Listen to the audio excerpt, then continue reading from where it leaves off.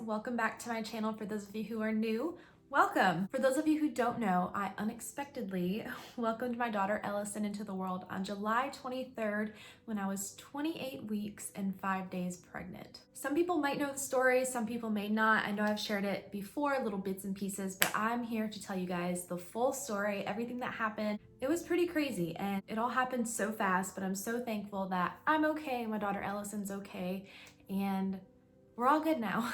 So let's start back with July 22nd. This is 2019 I'm talking about for those of you who are watching later on. Everything was normal. We went out to dinner and I decided to spend the night at my mom's house for some odd reason. Usually I don't spend the night at my mom's house that often, but for some reason this night I just decided let's spend the night at my mom's house, which looking back, I'm so thankful I did. So I felt fine, I felt great. Everything was going pretty well. I had my typical morning sickness every single day, my entire pregnancy. I actually struggled with it throughout all of my pregnancies. It was every single day, every single morning I was sick. So that was pretty typical. So we spent the night at my mom's house and like I said, everything was fine. Everything was normal. I went to bed as normal. So real quick, I wanted to say that some things that I'm talking about might be a little bit too much for some people. I'm going to be talking about blood and that kind of stuff. So if you don't like listening to that stuff, then maybe skip past these parts. Anyways, so I woke up the next morning and I had some mucus discharge, which is really gross. I went and told my mom and she's like, I wonder if it's your mucus plug. So here I am thinking, that can't be happening this soon. So I just ignored it, didn't think anything of it. And then later on, I went back to the bathroom and there was a bunch of mucus discharge and a bunch of blood. So I told my mom, I said, Mom, like I'm bleeding. She's like, are you in any pain? I said, no, because I wasn't in any pain at all. Like I felt normal, I felt good. She said, well, maybe try calling your doctor. Well, I'm the type of person where I don't like to call the doctor unless something is seriously wrong, which bleeding during pregnancy isn't always normal. But me, I've bled during my pregnancies before and it's been nothing. So I didn't want to call the doctor and have it be nothing. So my mom has 2 stories in our house and I was walking down the stairs and as I was walking down the stairs, I coughed. When I coughed, I kid you not, I felt a big ball in between my legs, like trying to come out, which sounds so crazy and it was the weirdest feeling I have ever felt in my entire life. It was so strange. So I went downstairs and I was like laughing about it to my sister. I'm like, Alexa, I literally feel like a ball between my legs and it's such a weird feeling. And we were like laughing. She was like, no, you don't, stop lying. But literally I told her, I'm serious, I'm feeling this and it's so weird. I didn't think anything of it. I don't know why I didn't think anything of it at all with the bleeding and with me feeling that. I didn't think anything of it. Once I got downstairs and I was done talking to my sister, I realized, okay, I'm bleeding pretty bad. And something was not right. Then I finally realized, like, this isn't funny, something's really not right. And I told my mom and she said, you need to call your doctor. If not, I'm taking you to the doctor, something's not right. So I called my doctor and I had to talk to like the on-call nurse or whatever. She said, that doesn't sound too good. We're just gonna send you to triage and hopefully it's nothing too serious, but let's still get you checked out. So my mom took me to the hospital and we were having a good time on the way there. We were just talking and we weren't in any rush or anything. I was bleeding, yeah. I wasn't in any pain though, any discomfort. I was fine. I was just fine. That's the craziest thing about it. I went to bed just fine the previous night. Like everything was fine. We actually got to the hospital and they're like, do you need a wheelchair? I was like, no, I'll just walk up. I was walking up and we finally got up to the triage check-in place and they're like, so why are you here? I was like, oh, just some bleeding and I felt some pressure between my legs, like a ball between my legs. And they're like, oh, okay. So they got me back to triage and this is where it gets a little bit crazy. So at this point, I didn't know how much I was bleeding. I just knew that I was bleeding. I went to the bathroom. They told me to take a urine sample and I took the urine sample and it was straight blood. Like it was straight red. I mean, it was red, like it wasn't getting any redder. You know, that's TMI for some people, but I'm just telling you guys what happened. So the nurse came in and asked a bunch of questions. I took the urine sample, everything was normal until the midwife came in. So the midwife came in to do a pelvic exam and she was checking me. As she was checking me, her face went blank. She slowly pulled everything out that was inside me and she said, okay, get her this IV, get her this medicine going, get her these 2 shots, get her this and this and that. Like, she was going on to the nurse, get her this, this, and this. And the nurse was like typing everything and getting everything going or whatever. And at that point I was like, oh my gosh, what's going on? Here I am thinking I'm okay. They were about to treat me for a bladder infection. That's what they said. My mom's like, is everything okay? Like, what is going on? She looked at my mom and she said, Madison is in preterm active labor. There's no stopping this. You're fully dilated. Your water is about to break. And the baby's umbilical cord was first. So I was in a panic. My husband was supposed to be at work all day. My mom was just there with me. Nobody was expecting this. I was only 28 weeks and 5 days pregnant, and the hospital only took babies up until 32 weeks pregnant. So the hospital that I was in didn't even have the NICU or any type of care that we would need. So in between all the craziness, getting the shots, the IVs, everything, they checked my blood and my blood count was super, super low. I was super stressed out. And then I finally started feeling contractions because I'm pretty sure I was like stressing myself out. And that's when I started feeling some contractions. So I had no clue I was in labor. I was fully dilated. I was ready to push at this point and nothing was stopping it. Looking back, I kind of wish that I would have made an appointment or seen a doctor and got checked and they could have prevented it from happening. But honestly, there was nothing wrong. I had no signs. Besides the bleeding the day of, I had no signs. So in between all the craziness, the doctors and nurses and everybody is trying to figure out what to do with me and the baby.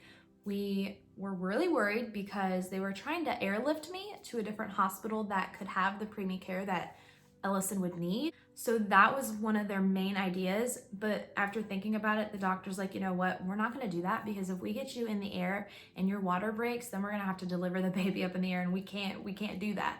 Then they talked about transporting me via ambulance, and that was also a no-go because I was already ready to push. Like, I was ready to have this baby. So finally, my main doctor, who I've seen basically my entire pregnancy, finally got there and she's like, you know what, we're just gonna go ahead, we're gonna do a C-section, and after the C-section, we'll transport you and the baby to a different hospital where they can take better care of you guys. So here I am freaking out. My biggest fear for all of my pregnancies was to have a C-section because I've heard so many horror stories on C-sections and the aftermath, and you know, the scar. That was one of my biggest worries, was having a scar. You know, I have so many scars on my body already. And finally Hunter got there from work literally as soon as they were about to take me back for my C-section. I had to sign all the papers and everything.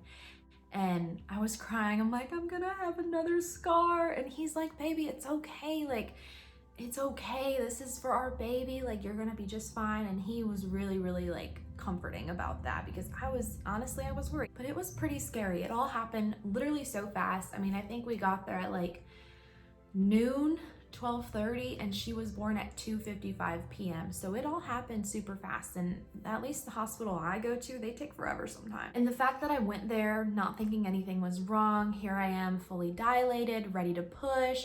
I mean, it was just so crazy. So finally they take me back to the C-section room. I think it's called the spinal block. I think that's what they called it. I'm not sure, there's a word for it. It wasn't an epidural, it was just a like shot in the back to numb. And then I had the C-section. I didn't feel a single thing, and all the worries went away once Ellison came. Hunter was so sweet. He was in the C-section room just scrolling through his phone, looking at memes, making me laugh. And although I wasn't all there because of everything happening, I mean, I was on oxygen. I had to have 2 blood transfusions because I lost so much blood and my blood count was so low to begin with. I didn't feel like myself. I felt really weird and I felt really strange once I was back in the C-section room, but Hunter kept me occupied and he was making me laugh the whole time. Actually, all the doctors and nurses in there were talking about Chick-fil-A and how good Chick-fil-A sounded, and I told them how bad I wanted a Sprite. Like, I wanted an ice cold Sprite so bad. So Hunter was like texting my mom like, she wants a Sprite, get her a Sprite. So he actually made them get me a Sprite. And so the first thing I got when I got out of the room was a Sprite, and everyone was talking about it. We were all laughing. Like, it was a really, really good, relaxing time. Then Ellison came out and everyone was so happy, and Hunter was crying, I was crying. I didn't even get to hold her or see her or anything. We actually didn't even get to hold her until a week after she was born. So we didn't get to hold her For a week, we got to see her and touch her and feel her, but not holding your child until a week after they're born was one of the hardest things I've ever had to go through. And the doctor's not even being able to show you your baby or place them on your chest or any of that kind of stuff. It was really, really hard. And I think that is what tore me up the worst, because with my other two babies, you know, they were right on my chest as soon as they were born. But this time, she was just taken away, getting on tubes and wires and the breathing machine to help her breathe, actually to breathe for her. And it was one of the scariest things that I had went through, but I'm so thankful for all the support system that I had, especially the doctors and nurses, and Hunter especially. I don't know what I would do without that kid. Like, it's literally, when I say he's the best husband, like he's amazing. We got out, they took Ellison separately to the hospital and transported her to a different hospital, which was an hour away from our home, which I was super sad about, but it is what it is. And then finally they took me to the hospital, and Ellison was in the NICU. So that night Hunter wheelchaired me down, rolled me down to the NICU, and we got to see our baby and touch her for the first time. And it was special. Those of you who are wondering about Ellison now, she is doing amazing. She is now almost 3 months old. So she's going on her 3-month birthday, and she is almost 7 pounds. So she is growing. She was 3 pounds, 5 ounces at birth, which is really, really tiny. She was in the NICU for 55 days. She's home now. Now that she's home, we're just so happy. We still have some worries, and we know that she'll probably be behind on some things, but we know that God doesn't give us anything that we can't handle, and we're so thankful that she's doing okay and that she's here with us and that I'm here, Ellison's here, we're both healthy, we're both happy, and everything happens for a reason. Now looking back, I think to myself, oh my goodness, I should still be pregnant right now, or oh my goodness, Ellison shouldn't even be here with us yet. And although meeting your child for the first time sooner is like a good feeling, it's also very, very, very scary. So having a preemie is a completely different experience. Giving birth and going through all that, and then when they're first born, it's a different experience, not being able to hold them, not being able to, you know, see them right away, not being able to do the things you could do with the newborn baby. It's very, very different. And now it's still different. You know, Ellison has to eat a certain way. She has to eat a certain time, although most newborns have to eat a certain time. You have to be really strict because sometimes they don't want to eat. Sometimes they forget to eat, and sometimes they forget to breathe. And it's scary, but we're learning, and as preemie parents, we learn something new every day. So that is the story on how I didn't know I was in labor and gave birth at 28 weeks pregnant. So thank you guys so much for watching. I hope you all are doing amazing, and I hope you all have a fantastic day. And if you're new to my channel, be sure to give this video a thumbs up and subscribe. I'm going to be doing new videos probably every single week. I'm gonna try to get back into the rhythm of the YouTube thing because it's fun and you guys like it, and I think it's awesome. So thank you guys so much for watching, and if you have any video idea requests, please write them down below because I need some video ideas. I want you guys to request some videos. And what do you guys want to see in our lives? Do you want to hear more stories about Ellison? Do you want to hear more stories about our family? Do you want vlogs? Do you want cleaning videos? Like, what do you guys want to see? Any ideas would be appreciated, and I hope you all are doing amazing. So thanks for watching. Bye guys.